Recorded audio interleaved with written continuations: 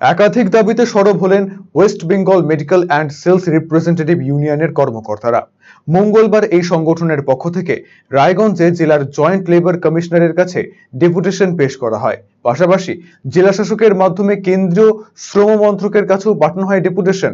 এই কর্মসূচিতে নেতৃত্ব দেন সংগঠনের জেলা সম্পাদক জয় দত্ত রায়।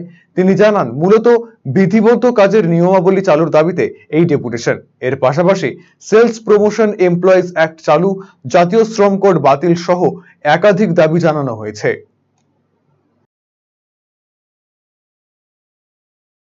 আজকে আমরা ন্যূনতম বেতন মেডিকেল এবং সেলস রিপ্রেজেন্টেটিভদের জন্য তার দাবিতে আজকে জয়েন্ট লেবার কমিশনার যিনি আছেন উত্তর দিনাজপুরে তার কাছে ডেপুটেশন দিলাম।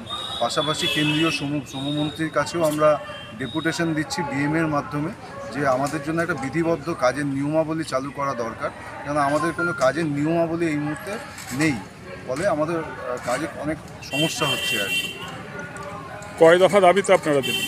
আমাদের মাননীয় কেন্দ্রীয় শ্রমমন্ত্রীর কাছে 3 দফা দাবিতে আমরা দিচ্ছি, যে মেডিকেল এবং সেলস রিপ্রেজেন্টেটিভদের জন্য বিধিবদ্ধ কাজের নিয়মাবলী চালু করা, সঙ্গে হচ্ছে আমাদের যে সেলস প্রমোশন এমপ্লয়ি অ্যাক্ট আছে সেটাকে বলবৎ করা, এবং যে শ্রম কোড 4টি শ্রম কোড কেন্দ্রীয় সরকার চালু করতে চাইছে এই 4টি শ্রম কোডকে বাতিল করা।